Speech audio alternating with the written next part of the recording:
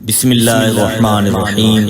محترم ناظرین السلام علیکم ورحمۃ اللہ۔ نوا فاؤنڈیشن کی جانب سے بہترین دینی تعلیم کا سلسلہ معصوم قم face to face international online classes کے ذریعہ پوری دنیا میں جاری و ساری ہے۔ الحمدللہ بچے بڑے مرد و خواتین سب کے الگ الگ لیول اور الگ الگ کورسز ہیں۔ چلڈرن کلاسز میں ایکسپرٹ ٹیچرز کے ذریعے اردو، عربک، احکام، ترجمہ قرآن، دینیات، تجوید، قرات قرآن، حفظ، اخلاق، دعا اور خطابت سکھائی جاتی ہے۔ بڑے لوگوں کے لیے کلاسز میں تجوید قرآن، نہج البلاغہ، حسن تلاوت، ترجمہ و تفسیر قرآن، احکام، عقائد، خطابت، دعا اور تاریخ جیسے اہم موضوعات کی تعلیم دی جاتی ہے۔ سارے سرٹیفکیٹ المصطفیٰ انٹرنیشنل یونیورسٹی کی جانب سے دیے جاتے ہیں۔ رجسٹریشن کے لیے 15 اپریل سے 10 مئی 2021 تک ادارے سے رابطہ کر کے ایڈمیشن فارم حاصل کر لیں۔ انشاءاللہ ساری نیو کلاسز 15 مئی 2021 سے اسٹارٹ ہو رہی ہیں۔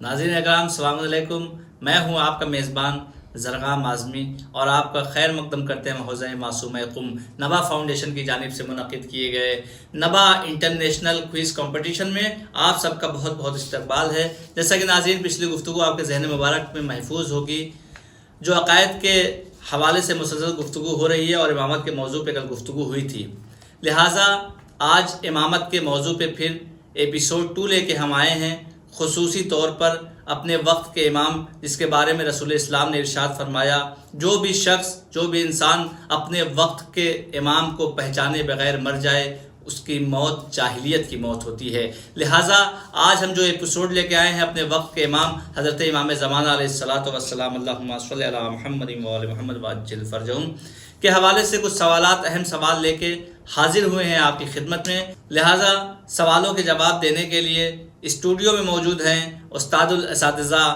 عالی جناب مولانا سید ذوالفقار حیدر صاحب قبلہ۔ آئیے ان کی خدمت میں چلتے ہیں۔ السلام علیکم ورحمۃ اللہ وبرکاتہ۔ وعلیکم السلام ورحمۃ اللہ وبرکاتہ۔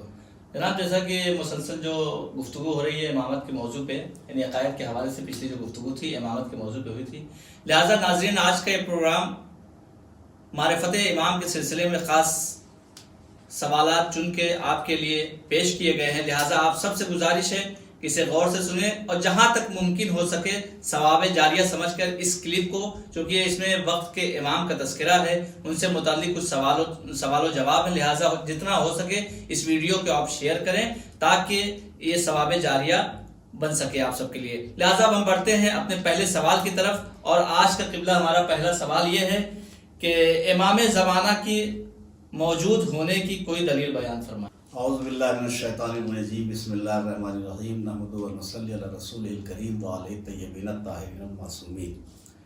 ناظرین کرام السلام علیکم۔ آخری امام کے موجود ہونے کی دلیل، کسی بھی بات کو سمجھانے کے دو طریقے، جسے سمجھایا جا رہا ہے یا تو اس کا اللہ اور رسول اور قرآن اور دین اسلام پہ ایمان ہوگا، اور یا اس کا اسلام سے تعلق نہیں ہوگا۔ تو مثلا جو اگر مسلمان کو سمجھانا ہے تو اس کے سمجھانے کا طریقہ اور ہوگا، اور اگر کوئی شخص مسلمان نہیں ہے اور وہ سمجھنا چاہتا ہے تو اس کو سمجھانے کا طریقہ اور ہوگا۔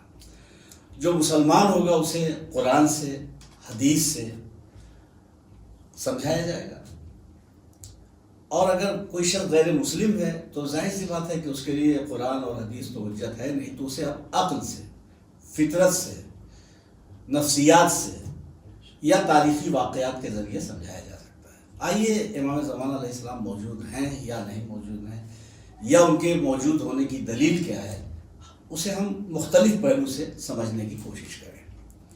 تو سب سے پہلے ہم ایک بات یہ عرض کرتے کہ بہت سے قصے ہیں، کہانیاں ہیں، افسانے ہیں جن پہ حقیقت کا گمان ہوتا ہے، لیکن امام زمانہ علیہ السلام کا وجود نہ کوئی قصہ ہے، نہ کوئی کہانی ہے، نہ کوئی افسانہ ہے، بلکہ ایک طرح سے اگر دیکھیے تو ہر مذہب کسی ایسے ہادی کا انتظار کر رہا ہے جو کائنات کے بگڑے ہوئے نظام کو درست کرے، ظلم و جور کا خاتمہ کرے اور عدل و انصاف کا پرچم لہرائے۔ تو ہر مذہب کو اس بات کا انتظار ہے. خود مسلمانوں میں بھی اس بات پہ سب متفق ہیں. بس فرق اتنا ہے کہ ہمارا عقیدہ ہے کہ امام پیدا ہو چکے ہیں، دوسرے مسلمانوں کا عقیدہ ہے کہ امام ابھی پیدا نہیں ہوئے ہیں اور پیدا ہوں گے. اسی لیے وجود کا مسئلہ آ جاتا ہے، سوال پیدا ہوتا ہے کہ کیا دلیل ہے کہ امام موجود ہیں. تو اب آئیے دیکھیے، سب سے پہلے تو ہم قرآن مجید سے سمجھنے کی کوشش کریں کہ امام کی ضرورت ہے یا نہیں. اگر ضرورت ہے تو امام کا موجود ہونا چاہیے، امام کو موجود ہونا چاہیے. تو ایسے تو قرآن مجید میں بہت سی آیتیں ہیں کہ جنہیں ہم حوالے کے طور پر، دلیل کے طور پر، ثبوت کے طور پر پیش کر سکتے ہیں. لیکن یہاں صرف ہم چند آیتیں آپ کے سامنے بطور دلیل پیش کر رہے ہیں، اسی سے سمجھا جا سکتا ہے. بسم اللہ الرحمن الرحیم. یا ایھا الذین آمنوا اتقوا اللہ وکونوا مع الصادقین. سورہ توبہ آیت نمبر 119. ارشاد ہوتا ہے، اے ایمان والو تقوی اختیار کرو اور سچوں کے ساتھ ہو جاؤ. تو اب یہ آیت ہمیشہ کے لیے ہے، جب تک بھی اسلام کے ماننے والے ہیں یا مومن ہیں اور متقی ہیں تو سچوں کے ساتھ انہیں ہونا ہے. اے ایمان والو تقوی اختیار کرو اور سچوں کے ساتھ ہو جاؤ. تو اب آج کے دور میں سچوں کے ساتھ کون ہوگا؟ کس سچے کے ساتھ ہو؟ اس کا مطلب یہ کہ ہر دور میں کسی سچے کا ہونا ضروری ہے. اب دنیا ہمیں بتائے کہ آج کے دور میں وہ سچا کون ہے. دوسری آیت بسم اللہ الرحمن الرحیم. یا ایھا الذین آمنوا اطیعوا اللہ واطیعوا الرسول واولی الامر منکم. سورہ نساء آیت نمبر 59. سورہ نساء. اے ایمان والو اطاعت کرو اللہ کی، اطاعت کرو رسول کی، اور اطاعت کرو اولی الامر کی. دیکھیے اولی الامر سے مراد لوگوں نے عام حاکم لے لیا ہے. تو عام حاکم یہاں اس لیے نہیں مراد ہو سکتا کہ جس طریقے سے بغیر کسی قید اور بغیر کسی شرط کے اللہ اور رسول کی اطاعت کا حکم ہے، اسی طریقے سے اولی الامر کی اطاعت کا حکم ہے. والدین وغیرہ کی اطاعت کا حکم ہے تو اس میں شرط ہے کہ اگر ان کا حکم خدا سے ٹکرائے تو ان کی اطاعت وہاں نہیں ہوگی. لیکن اولی الامر کہ ہر قول اور ہر فعل کی اطاعت کا حکم ہے. تو ظاہر سی بات ہے کہ اولی الامر ایسا ہونا چاہیے کہ جس سے غلطی اور خطا کا امکان نہ ہو. اب اگر عام حاکم مراد لیے جائیں تو اپنی حکومت بچانے کے لیے کون حاکم ایسا ہے کہ جس نے ظلم نہ کیا ہو، جو نظام عدل کو باقی رکھنے میں کامیاب رہا ہو، جس نے اللہ کی مشیت اور مرضی کے مطابق حکومت کی ہو. بہت مشکل ہے ڈھونڈنا ایسے لوگوں کو. تو ہمیں اولی الامر کی اطاعت کا حکم دیا گیا ہے. تو اللہ رسول کے بعد اولی الامر. اب دنیا یہ بتائے کہ آج کے دور میں وہ اولی الامر کون ہے جس کی اطاعت واجب ہے. اسی اولی الامر کو آخری امام کہا جاتا ہے آج کے دور میں. اب اس کے بعد ایک آیت اور آپ کے سامنے بہت مشہور، جو عام طور سے آپ نمازوں میں اس سورہ کی تلاوت کرتے ہیں، سورہ قدر. سورہ قدر کی آیت نمبر 4. بسم اللہ الرحمن الرحیم. وتنزل الملائکۃ والروح فیہا بإذن ربہم من کل امر. یعنی یہ جو ہے تنزل، یہ عربی گرامر کے اعتبار سے مضارع کا تعلق حال اور استقبال ہمیشہ سے ہے. اس میں استمرار ہمیشگی پائی جاتی ہے. یعنی ملائکہ نازل ہوتے ہیں، ہوتے رہے ہیں اور ہوتے رہیں گے. ملائکہ نازل ہوتے رہے ہیں اور ملائکہ نازل ہوتے رہیں گے. تو اب ہوتے رہیں گے، اور کیا کیسے نازل ہوں گے؟ امر لے کر. تو ظاہر ہے کہ جب امر لے کر آئیں گے تو کوئی صاحب امر ہونا چاہیے جس کے پاس امر لے کر کے آئیں. تو آج وہ صاحب امر کون ہے؟ وہی پردہ غیب میں ہمارا امام ہے. تو اور بھی بہت سی آیتیں ہیں قرآن مجید کی جس میں اللہ نے اس طرف اشارہ کیا ہے، اور تفسیروں میں تفصیل موجود ہے، لیکن اس کا موقع نہیں ہے. اتنی آیتیں اگر غور کیا جائے تو ایک سمجھدار کے لیے کافی ہے. اس کے بعد اب آپ یہ آئیے دیکھیں کہ حدیثیں پیغمبر اسلام صلی اللہ علیہ وسلم کی بھی ہیں، اور اس کے بعد پھر ہمارے ائمہ کرام علیہ السلام کی بھی حدیثیں ہیں جو آخری امام کے وجود کا ثبوت ہے. اور ان حدیثوں کا خلاصہ یہ ہے کہ حضرت مہدی اہل بیت سے ہوں گے. سنن ابن ماجہ جلد 2 صفحہ 1367. نمبر 2 اولاد فاطمہ میں سے ہوں گے. نمبر 3 یہ سنن ابن ابی داؤد میں ہے کہ اولاد فاطمہ میں سے ہوں گے. صفحہ 208 جلد 2 سنن ابن داؤد. حضرت امام حسین علیہ السلام کی ذریت میں ہوں گے، وہ امام حسین علیہ السلام کی نوی پشت میں ہیں. ینابع المودت بڑی مشہور کتاب ہے علامہ سلیمان قندوزی کی، اس میں پیغمبر اسلام صلی اللہ علیہ وسلم یہ جتنی باتیں ہم نے پیش کی ہیں، یہ اور بقیہ اور دیگر تفصیل جس میں امام کے نام، کنیت، القاب، صفات سب بیان ہوئے ہیں ینابع المودت میں. تو اس میں بڑی تفصیل سے ینابع المودت میں رسول اکرم صلی اللہ علیہ وسلم کا ارشاد موجود ہے، جس میں آپ نے اپنے بعد 12 جانشینوں کا ذکر کیا ہے کہ میرے بعد میرے 12 جانشین ہوں گے. اس کے بعد نام، صفات، خصوصیات بھی بتائے، اور آخری حجت کے بارے میں تو برابر ارشاد فرماتے رہے ہیں کہ یہ دنیا اس وقت تک فنا نہیں ہوگی جب تک آخری حجت کا ظہور نہ ہو جائے، جس کا نام میرا نام ہوگا اور اس کی کنیت میری کنیت ہوگی. وہ اولاد فاطمہ میں ہوگا، پھر اولاد حسین میں ہوگا. اولاد حسین میں ترتیب کے اعتبار سے 9 ہوگا. جس رسول صادق کی خبر کے مطابق دنیا نے دیکھا کہ 11 امام آئے، اور اسی معیار کے 11 امام آئے جس معیار کا پیغمبر اسلام نے بتایا تھا، یعنی کلنا محمد. تو دنیا کی آنکھوں نے دیکھا کہ 12 کی بشارت دی تھی رسول نے، تو 11 کو تو دیکھا لوگوں نے. تو جب 11 کو دیکھ لیا اسی معیار کا کہ جس معیار کا رسول نے بتایا تھا، تب کوئی وجہ نہیں ہے کہ 12ویں کے وجود پہ شک کیا جائے. اسی رسول صادق نے جب 12ویں کا تذکرہ کیا ہے تو ان کے وجود، ان کی غیبت، ان کے ظہور کا تفصیلی تذکرہ کیا ہے. ہر ایک پہ ایمان لانا ایک مسلمان کا فریضہ ہے. تو بہرحال یہ حدیث اور آیتیں یہ ذکر ہو گئی ان کا. اب دیکھیں تاریخ کے اعتبار سے اگر آپ دیکھیں تو تاریخوں میں موجود ہے کہ امام زمانہ علیہ السلام 15 شعبان 255 اور یا دوسری روایتوں کے مطابق 256 ہجری میں آپ کی ولادت ہوئی. تو 12ویں امام کے سلسلے میں ایک بہت بڑی بات یہ کہ چونکہ پیغمبر اسلام نے نام بنام سب بتا دیا تھا اور آخری 12واں ہوگا اور ظلم و جور کا خاتمہ کرے گا اور نظام عدل قائم کرے گا، تو سب گھبرائے ہوئے تھے کہ وہ 12واں نہ آنے پائے. تو شروع سے ہی یہ کوشش ہو رہی تھی. پیغمبر اسلام کی رحلت کے بعد جناب سیدہ کے گھر میں جو آگ لگائی گئی وہ منصوبہ یہی تھا کہ تمام اہل بیت کے افراد کو قتل کر دیا جائے تاکہ وہ 12 کا جو سلسلہ ہے وہ یہی ختم ہو جائے اور نبی کی نبوت ختم ہو جائے. اگر وہ 12 نہیں ہوں گے تو نبی کی نبوت ختم ہو جائے گی. تو یہ ایک منصوبہ تھا، یہ ایک سازش تھی. اسی لیے مولا علی نے تلوار نہیں اٹھائی. اگر علی تلوار اٹھا لیتے اس وقت اس موقع پر اور جنگ شروع ہو جاتی تو لوگ کہتے بھائی کہ وہ تو جنگ ہو رہی تھی. اور آپ نے دیکھا کہ آج بھیڑ اگر کسی کو مار دیتی ہے تو آج بھی دیکھ رہے ہیں لوگ کہ لوگوں کی بھیڑ جمع ہو کے کسی کو مار دیتی ہے تو کس نے مارا کیا ہوا کیا معلوم.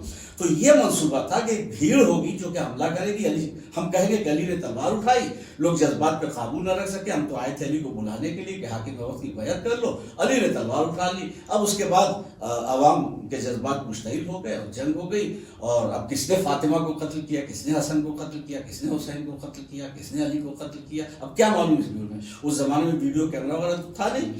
تو یہ ایک منصوبہ وہیں سے شروع ہوا.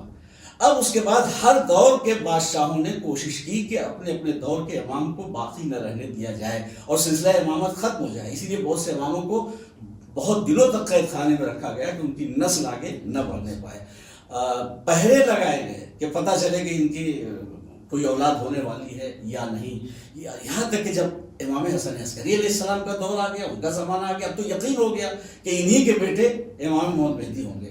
تو امام حسن عسکری السلام کو قید میں رکھا گیا، ان پہ ظلم و ستم ہوا. 12 امام کے سلسلے میں پہرے بٹھائے گئے عورتوں کے کہ جاؤ اور جا کر کے دیکھو کہ امام کے گھر میں ان کی کسی زوجہ کے یہاں ولادت کے آثار تو نہیں پائے جاتے. جیسے فرعون نے کوشش کی تھی کہ حضرت موسیٰ عالم وجود میں نہ آنے پائیں، لیکن اللہ نے جو منصوبہ تھا اسے پائے تکمیل تک پہنچایا. تو اسی طریقے سے بنی عباس کے حاکم و فرمانروا نے پوری کوشش یہ کی کہ آخری امام عالم وجود میں نہ آنے پائے، اور اگر پیدا ہو گیا تو ان کو قتل کر دیا جائے، ان کا خاتمہ کر دیا جائے. تو بہرحال وہ اللہ کا ایک انتظام تھا کہ پردہ غیب میں رکھا اور محفوظ ہے، جو دوسرے کسی آگے چل کر کے ہم تفصیل میں بتائیں گے. تو امام کی ولادت کا تذکرہ مسلمانوں کی کتابوں میں ہے، عام مسلمانوں کی. شیعوں نے تو تذکرہ ہی کیا ہے، علماء اہل سنت نے بھی آخری امام کی ولادت کا تذکرہ کیا ہے، اور اس سلسلے میں کافی کتابیں ہیں، اور ان کتابوں کا بھی اگر ہم نام لیں گے تو مغرب کا وقت ہو جائے گا، شام ہو جائے گی، شاید آج کا دن ختم ہو جائے، لیکن کتابوں کا نام مکمل نہیں ہوگا۔ ہم چند نام بتا رہے ہیں جو اہم کتابیں ہیں، مثلا صواعق محرقہ۔ یہ صواعق محرقہ کیا؟ جلانے والی بجلیاں۔ یہ کتاب کے نام سے ہی معلوم ہے کہ کسی عقیدے، کسی مسلک کو جلا کے خاک کر دینے کا منصوبہ ہے، اور اس لیے وہ کتاب لکھی گئی۔ اس کتاب میں امام زمانہ علیہ السلام کی ولادت کا تذکرہ موجود ہے۔ یہ نابی المودد، جس کا حوالہ بھی ہم دے چکے ہیں، کہ جس میں پیغمبر کے 12 جانشینوں کا تفصیل سے تذکرہ، اس میں 12ویں امام کا تذکرہ بھی تفصیل سے موجود ہے۔ تیسری کتاب تاریخ ابو الفدا، جز 2، صفحہ 49 میں تحریر ہے کہ امام عسکری کے فرزند منتظر ہوں گے، اور اب چونکہ ان کا نام عام طور سے لینے کی اجازت نہیں ہے، تو علماء نے احتیاط رکھی ہے، جن لوگ جو اس کے قائل ہیں انہوں نے میم دال، اور اس کے بعد اشارہ کیا کہ جو نام پیغمبر اسلام نے فرمایا کہ اس کا نام میرا نام ہوگا، تو پیغمبر اسلام کا نام محمد ہے صلی اللہ علیہ وسلم، اس کی کنیت میری کنیت ہوگی، نبی کی کنیت ابو القاسم ہے، تو نبی کا نام اور نبی کی کنیت ہے۔ تو تاریخ ابو الفدا نے لکھا ہے کہ امام عسکری کے فرزند ہیں جن کا نام رسول کے نام پر ہے۔ اس کے بعد روائح المصطفیٰ، صدر الدین حنفی، مطبوعہ کانپور، صفحہ 211 میں ہے کہ امام حسن عسکری علیہ السلام کا ایک ہی فرزند ہے، ان کے ایک ہی فرزند ہیں، اور وہی 12ویں امام جن کی بشارت پیغمبر اسلام نے دی ہے۔ شواہد النبوہ، ملا جامی، مطبوعہ ہند، صفحہ 293۔ یہ ہم نے صرف چند کتابوں کے حوالے دے دی جس میں امام کی ولادت کا تذکرہ ہے۔ امام کی دیکھیے یہ بات کہ امام موجود ہے، اس کی دلیل کیا ہے؟ تاریخی دلیل۔ امام موجود ہے، اس کی تاریخی دلیل کیا ہے کہ بہت سے علماء اہل سنت نے، اور شیعوں نے بارے سب نے لکھا ہے، لیکن بہت سے علماء اہل سنت نے 12ویں امام کی ولادت کا تذکرہ تفصیل سے کیا ہے، مگر ایک عالم نے بھی ان کی شہادت یا رحلت کا تذکرہ نہیں کیا ہے۔ تو اگر امام پیدا ہوئے اور ان کی وفات نہیں ہوئی، ان کی شہادت نہیں ہوئی، تو اس کا مطلب موجود ہے، تو تاریخی اعتبار سے بھی ان کا موجود ہونا اس دلیل سے ثابت ہو جاتا ہے۔ اب اس کے بعد دو باتیں عقلی طور پر، تاکہ غیر مسلم حضرات کو ہم سمجھا سکیں کہ دیکھیے عقل کا تقاضا کیا ہے، کہ عقل کا تقاضا یہ ہے کہ جب کوئی ہدایت قبول کرنے والا نہیں تھا تو اللہ نے ہادی کا انتظام کیا۔ یہ بھی بہرحال اسلامی کی دلیل ہے، لیکن عقلی طور پر ایک نتیجہ نکالنا ہے کہ جب امت نہیں تھی تو اللہ نے ہادی کا انتظام کیا۔ تو یہ کیسے ہو سکتا ہے کہ امت موجود ہو اور اللہ ہدایت کرنے والے کا انتظام نہ کرے؟ اس کے بعد عقل اسے بھی تسلیم نہیں کرتی کہ گمراہ کرنے کے لیے شیطان تو موجود ہو۔ اور دیکھیے میں سمجھتا ہوں کہ ہر مذہب کے افراد میں شیطان کا تصور پایا جاتا ہے کہ شیطان گمراہ کرتا ہے۔ تو اب یہ سوچنے کی بات ہے کہ گمراہ کرنے والا شیطان موجود ہو اور بچانے والا کوئی ہادی نہ موجود ہو، یہ عقل نہیں مانتی، اس لیے کہ اللہ جو ہے وہ ماں کی شفقتوں سے زیادہ مہربان ہے۔ دنیا کے ہر مذہب، اگر ان کا تعلق مذہب سے ہے تو خدا کا کوئی نہ کوئی تصور ان کی نظر میں ہے، اور خدا کا اگر تصور ہے تو یہ بھی تصور ہے کہ وہ اللہ ہے تو اپنے بندوں پہ مہربان ہے اور وہ ہدایت کا انتظام کرنے والا ہے۔ اب اس کے بعد دیکھیے ایک آخری بات کہ جو ہر آدمی سمجھ سکتا ہے، چاہے وہ ہندو ہو، مسلمان ہو، سکھ ہو، عیسائی ہو۔ آپ نے سنا ہوگا 500 کی نوٹ نقلی نکل آئی، 1000 کی نوٹ تو خیر بند ہو گئی، وہ بھی نقلی نکلتی تھی، 2000 کی نقلی نوٹ چل رہی ہے، 100 کی نوٹ نقلی چل رہی ہے، یا گھی نقلی ہے، یا فلاں دوا نقلی ہے، دوائیں نقلی آ رہی ہیں۔ تو یہ نقل کا بننا اس بات کی دلیل ہے کہ کوئی اصل موجود ہے۔ نقل کا بننا، نقل کا عالم وجود میں آنا اس بات کی دلیل، اب اس کا کسی مذہب سے تعلق نہیں ہے۔ ہر آدمی سونا نقلی ہے، نقلی سونا تو اس کا مطلب اصلی سونا کہیں ہے۔ اب یہ ہے کہ اصلی اور نقلی کے معیار کی کوئی نہ کوئی کسوٹی ہے، اسے پرکھنا ہے، تو وہاں پرکھا جائے گا۔ تو کچھ لوگوں نے دعویٰ کیا کہ جس امام کی بشارت یا خبر رسول نے دی ہے وہ ہم ہیں، تو نقلی امام نکلے ہیں۔ تو نقلی اماموں کا وجود میں آنا اس بات کی دلیل ہے کہ کوئی اصلی امام ہے۔ میرا خیال ہے اتنی دلیل کافی ہے. بے شک، جزاک اللہ. ناظرین، ہم بڑھتے ہیں اپنے دوسرے سوال کی طرف، اور آج کا ہمارا دوسرا سوال ہے کہ امام زمانہ کی غیبت کی وجہ کیا ہے؟ اللہ نے غیبت میں کیوں؟ ہاں جی دیکھیے،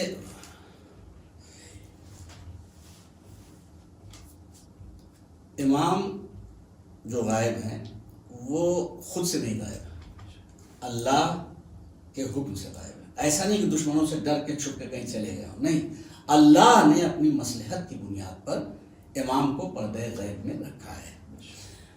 اب دیکھیے، جب امام پردہ غیب میں حکم خدا سے ہیں اور حکم خدا سے ہی ظہور فرمائیں گے، اور ہم سب کو اس امام کا انتظار ہے، ہم لوگوں کو امام کا انتظار ہے، تو چونکہ ہمیں ان کا انتظار ہے اس لیے انہیں منتظر کہتے ہیں. اور خود امام اللہ کے حکم کا انتظار کر رہے ہیں کہ حکم ہو تو ظاہر ہو، تو ہمیں انتظار ہے، اس اعتبار سے وہ منتظر ہیں، اور وہ اللہ کے حکم کا انتظار کر رہے ہیں، اس اعتبار سے منتظر ہیں. تو ان کی یہ دونوں لقب درست ہے، یعنی منتظر بھی ہے وہ اور منتظر بھی ہے وہ. ہم انتظار کر رہے ہیں اس اعتبار سے منتظر ہیں، خدا کے حکم کا وہ انتظار کر رہے ہیں اس اعتبار سے وہ منتظر ہیں. تو حکم خدا سے پردہ غیب میں ہیں، حکم خدا سے ہی ظہور فرمائیں گے، اور حکم خدا سے ہی وہ تمام پھر نظام حکومت قائم ہوگا جس کی بشارت دی گئی ہے. تو اب یہاں ایک بات یہ سمجھ لیجیے، جب حکم خدا سے غائب ہیں تو حکیم کا فعل حکمت سے خالی نہیں ہوتا. یہ اور بات ہے کہ ہم لوگ اس حکیم کی حکمت اور مصلحت کو سمجھ نہ سکیں. جیسے اللہ کی بہت سی حکمتیں ہیں اور مصلحتیں ہیں جسے ہم سمجھ نہیں سکے. ارے پھر ہماری عقل کیا، جب حضرت موسیٰ کی سمجھ میں خضر کی بات نہ آ سکی، حضرت موسیٰ اولو العزم پیغمبر ہیں، تو جب ان کی سمجھ میں خضر کی بات نہ آ سکی تو اللہ کی بات ہماری سمجھ میں کیا آئے گی؟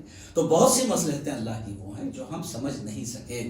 مثلا شاید ہم تذکرہ کر بھی چکے ہیں کہ حضرت آدم کا بغیر ماں باپ کے پیدا ہونا سمجھ میں نہیں آتا، حضرت عیسیٰ کا بغیر باپ کے پیدا ہونا سمجھ میں نہیں آتا، ایک عصا کا سانپ بن جانا اور جادوگروں کے سانپوں کا نگل جانا اور پھر عصا کا اپنی اصل صورت میں آ جانا سمجھ میں نہیں آتا. لیکن جب اللہ کی قدرت کا معاملہ آئے گا تو اب مسلمان یہ کہتا ہے کہ ارے صاحب ٹھیک ہے، بغیر ماں باپ کے آدم پیدا ہوئے، ان اللہ علی کل شیء قدیر، بغیر باپ کے عیسیٰ پیدا ہوئے، ان اللہ علی کل شیء قدیر، عصا سانپ بن گیا، ان اللہ علی کل شیء قدیر، اور بھی اس طریقے کے جتنے بھی واقعات آتے ہیں وہاں مسلمان کہتا ہے ان اللہ علی کل شیء قدیر. تو آج ہم سے پوچھا جاتا ہے کہ امام غائب کیوں ہیں، کیسے ہیں؟ ہم کہتے ہیں ان اللہ علی کل شیء قدیر. تو اللہ کی قدرت ہے. بہرحال تو اللہ کے حکم سے آپ پردہ غیب میں ہیں، ان کی مصلحت نہ سمجھ میں آئے یہ الگ بات ہے. البتہ پیغمبر اسلام صلی اللہ علیہ وسلم اور بقیہ دیگر ائمہ کی جو حدیثیں ہیں اس سے کچھ فلسفہ غیبت ہماری سمجھ میں آتا ہے، چونکہ انہوں نے بتایا ہے تو اس روشنی میں فلسفہ غیبت سمجھ میں آتا ہے کہ وہ غائب کیوں ہے. تو پیغمبر اسلام صلی اللہ علیہ وسلم اور بقیہ دیگر ائمہ کرام کی حدیثیں موجود ہیں کہ کیوں غائب ہیں. مثلا امام جعفر صادق علیہ السلام جو ہمارے چھٹے امام ہیں، اور خصوصیت یہ ہے کہ صادقین کی جماعت میں یہ صادق لقب ہے پیغمبر اسلام کی طرف سے، صادقین کی جماعت میں انہیں جعفر صادق کہا جاتا ہے. تو آپ فرماتے ہیں کہ غیبت امام بندوں کی آزمائش ہے، غیبت امام بندوں کی کے لیے امتحان ہے، تاکہ حق پر ثابت قدم رہنے والے اور گھبرا کر حق سے منہ موڑ لینے والے پہچانے جا سکیں. اس لیے کہ ایسے حالات پیدا ہوں گے کہ اچھے اچھے لوگ جو آدم سے لے کے اب تک سب کو مانتے چلے آ رہے ہیں، یہاں تک کہ 12 امام کو بھی مانا، لیکن حالات سے گھبرا کر وہ شک اور تردد میں مبتلا ہو جائیں گے اور مسلک اپنا بدل دیں گے، عقیدہ بدل دیں گے. تو یہ غیبت امام کی جو ہے وہ آزمائش ہے، ایک امتحان ہے کہ کون مومن ہے جو تمام حالات کا مقابلہ کر کے بھی اپنے اس ایمان پر ثابت قدم رہ سکتا ہے.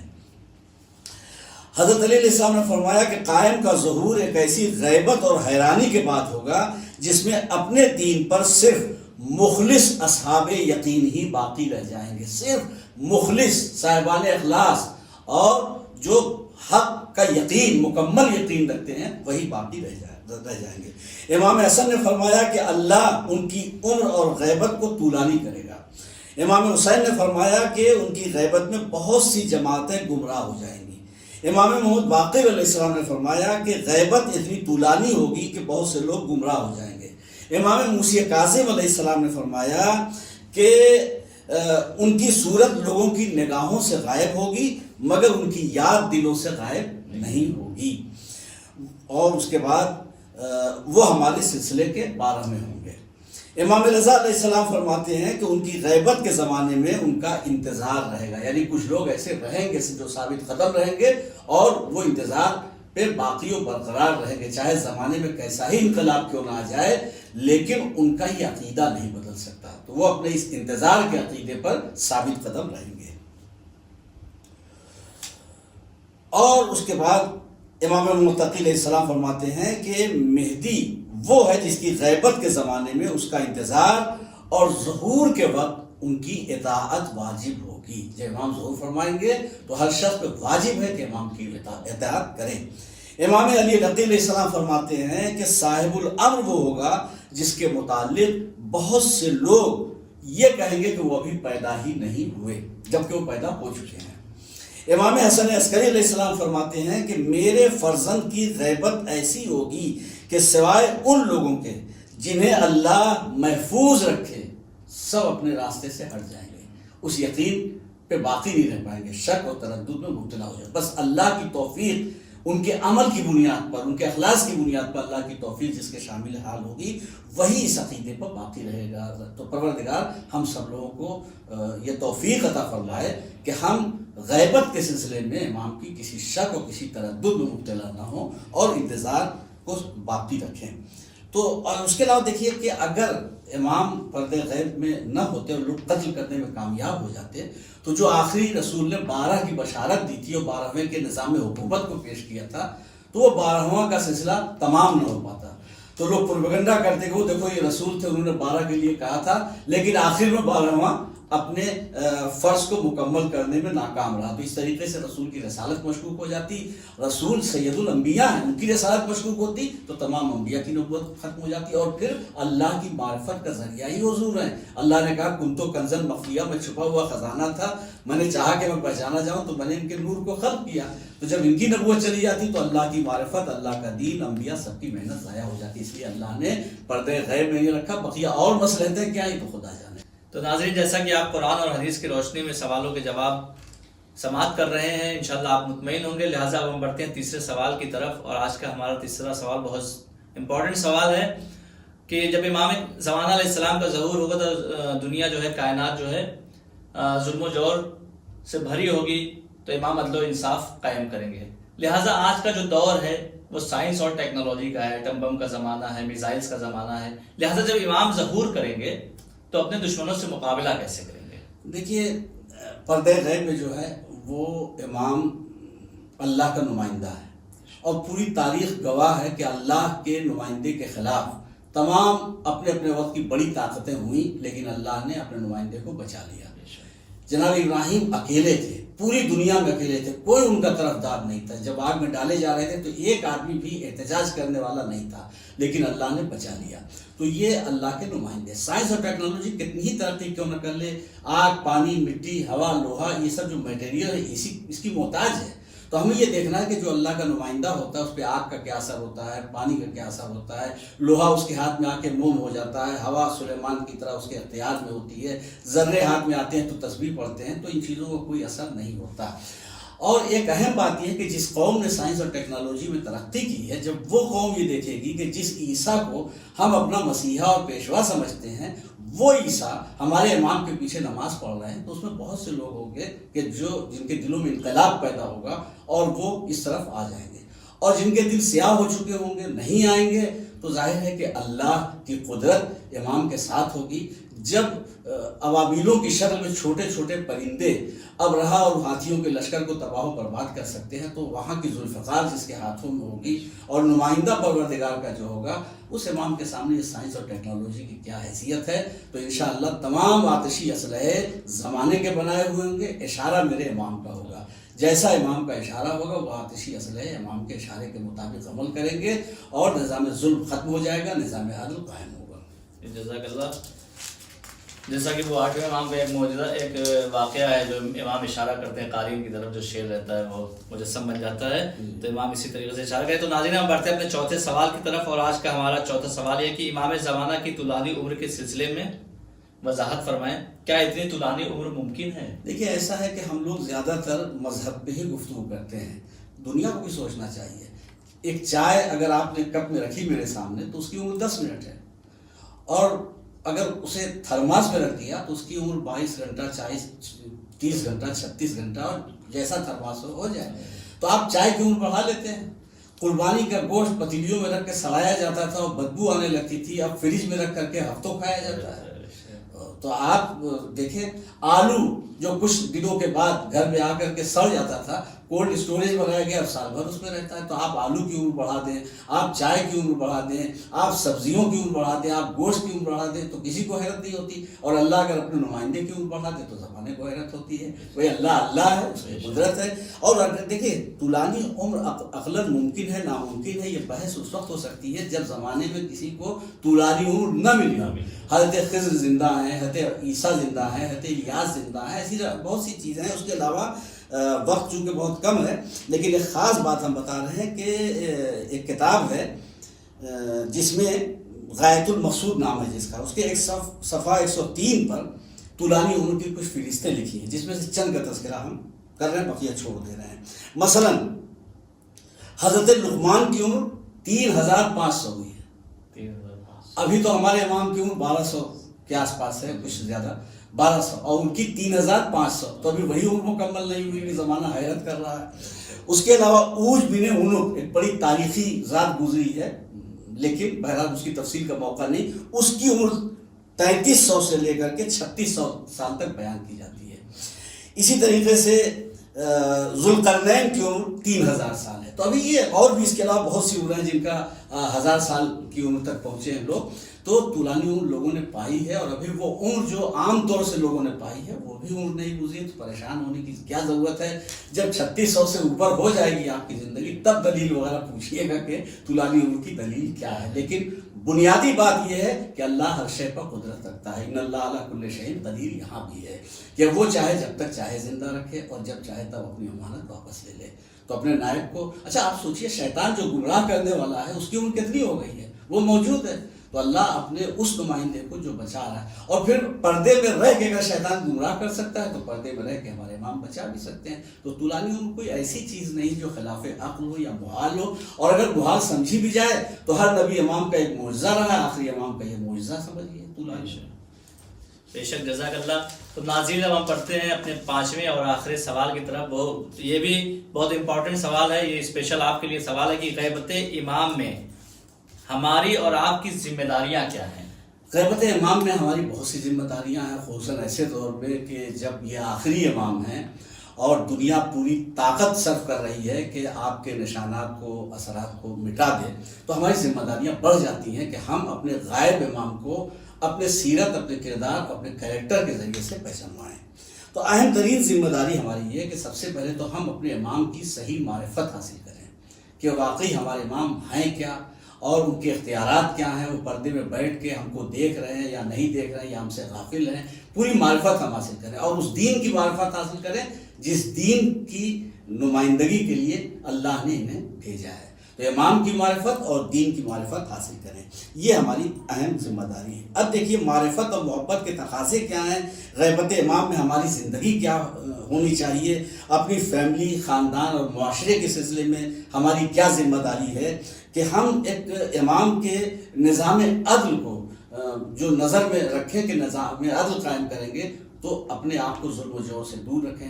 اپنی فیملی کا مزاج ایسا بنائیں کہ وہ ظلم و جور نہ کرے، ایسا ماحول، ایسا سماج بنائیں کہ وہ ظلم و جور سے دور رہے اور نظام عدل کا حصہ بن سکے. تو ہماری یہ ساری ذمہ داریاں ہیں. آپ دیکھیے کہ امام ہمارے عادل ہیں، تو ہمیں کیسا ہونا چاہیے؟ ظلم کے قریب نہیں آنا چاہیے، جیسے کہ ظالم تو ان کی تلوار سے قتل کیے جائیں گے. تو ایسا نہ ہو کہ ہم امام کا انتظار بھی کریں اور ظلم کر کے ان کی تلوار کی زد میں بھی آنے کے لائق اپنے کو بنا ڈالیں، مستحق بنا دیں. تو دیکھیں نوشہرو عادل ایک بار بھیس بدل کر ایک دیہاتی کا مہمان ہوا. تو دیہاتی پہچانتا نہیں تھا، لیکن اس نے ایک مہمان سمجھ کر کے خاطر مدارات کی. گھر کے سامنے اس کا انگوروں کا باغ تھا. تو بادشاہ نے پوچھا کس کا باغ ہے؟ کہا یہ میرا باغ ہے. کہا تھوڑے سے انگور لے آؤ. تو وہ باہر نکلا، لیکن اپنے باغ سے انگور نہیں لایا بلکہ دوسرے کے باغ سے مانگ کر کے لایا. تو بادشاہ نے کہا کہ بھائی تمہارا باغ تو تمہارے گھر کے سامنے تھا، تم دوسرے کہہ سکتے ہو مانگ کر کے لائے. اس نے کہا دیکھیے یہ انگور تیار تو ہو گئے ہیں، مگر میں نے ابھی حکومت یعنی بادشاہ کی طرف سے جو ٹیکس مقرر ہے وہ ٹیکس نہیں نکالا ہے، اس لیے اس کے استعمال کا حق مجھے حاصل نہیں ہے. تو بادشاہ چونکہ بھیس بدل کے آیا تھا، خود بادشاہ تھا، تو اس نے کہا تمہارا بادشاہ دیکھ تو نہیں رہا کہ تمہاری فصل تیار ہوئی نہیں ہوئی یا کتنی ہے، تم استعمال کر سکتے ہو؟ کہا نہیں، بادشاہ جب کسی ملک کا بادشاہ عادل ہوتا ہے تو اس کی رعایا بھی عادل ہوتی ہے۔ یہ ایک سبق ہمیں ملا۔ اچھا، جبکہ بادشاہ وہ تھا کہ جو ہر جگہ نظر نہیں رکھ سکتا، معلومات اسے نہیں ہے، دیکھ نہیں سکتا، ہمارا عقیدہ کیا ہے کہ ہمارا امام عادل ہے اور ہمارا امام ہر وقت ہم پہ نگاہ رکھے ہوئے ہے، ہم امام کی نگاہ میں ہیں، تو جو امام کی نگاہ میں ہیں تو ہمیں بھی عادل ہونا چاہیے۔ ظلم اگر ہم کریں گے تو اس سے امام کی امامت بھی لوگوں کی نگاہ میں مشکوک ہوگی۔ اب ہم غور کریں کہ اسے ٹیکس نہیں دیا تھا تو صرف نہیں کیا، اب ہم امام کا حق دیے بغیر کیا اپنا مال خرچ کر رہے ہیں یا اپنے مال میں سے امام کا حق نکال رہے ہیں؟ یہ ہمیں سوچنا چاہیے۔ اور جب مال نکالنے میں ہم اتنا پریشان ہیں تو ہم جان کیا امام پہ قربان کریں گے اور اپنی اولاد کو کیا قربان کریں گے؟ تو ذمہ داری ہماری یہ ہے کہ ہم خود اپنی ذمہ داریوں کو سمجھیں اور محسوس کریں اور اپنے آپ کو امر بالمعروف نہی عن المنکر، اللہ اور رسول کے حکم کے مطابق دین جیسا ہمیں مسلمان دیکھنا چاہتا ہے ہم اپنے آپ کو ویسا مسلمان بنائیں، تاکہ جب انشاءاللہ ہمارے امام کا ظہور ہو تو ہم ان کے لشکر میں شامل ہو سکیں، قتل ہونے والوں میں نہ شامل ہوں بلکہ امام کی نصرت کرنے والوں میں شامل ہوں۔ جزاک اللہ۔ ناظرین، ارتکاب جرم پہ جب ٹوک دیتا ہے ضمیر، در حقیقت وہ امام عصر کی آواز ہے۔ لہٰذا آج کا وقت ہمارا یہیں پہ تمام ہوتا ہے، انشاءاللہ پھر ملاقات ہوگی نیکسٹ ایپیسوڈ میں، تب تک کے لیے ہمیں اجازت دیجیے۔ خدا حافظ، والسلام علیکم ورحمۃ اللہ وبرکاتہ۔ بسم اللہ الرحمن الرحیم۔ محترم ناظرین، السلام علیکم ورحمۃ اللہ۔ نوا فاؤنڈیشن کی جانب سے بہترین دینی تعلیم کا سلسلہ معصوم قم face to face international online classes کے ذریعہ پوری دنیا میں جاری و ساری ہے۔ الحمدللہ، بچے، بڑے، مرد و خواتین، سب کے الگ الگ لیول اور الگ الگ کورسز ہیں۔ چلڈرن کلاسز میں ایکسپرٹ ٹیچرز کے ذریعے اردو، عربک، احکام، ترجمہ قرآن، دینیات، تجوید، قرات قرآن، حفظ، اخلاق، دعا اور خطابت سکھائی جاتی ہے۔ بڑے لوگوں کے لیے کلاسز میں تجوید قرآن، نہج البلاغہ، حسن تلاوت، ترجمہ و تفسیر قرآن، احکام، عقائد، خطابت، دعا اور تاریخ جیسے اہم موضوعات کی تعلیم دی جاتی ہے۔ سارے سرٹیفکیٹ المصطفیٰ انٹرنیشنل یونیورسٹی کی جانب سے دیے جاتے ہیں۔ رجسٹریشن کے لیے 15 اپریل سے 10 مئی 2021 تک ادارے سے رابطہ کر کے ایڈمیشن فارم حاصل کر لیں۔ انشاءاللہ ساری نیو کلاسز 15 مئی 2021 سے اسٹارٹ ہو رہی ہیں۔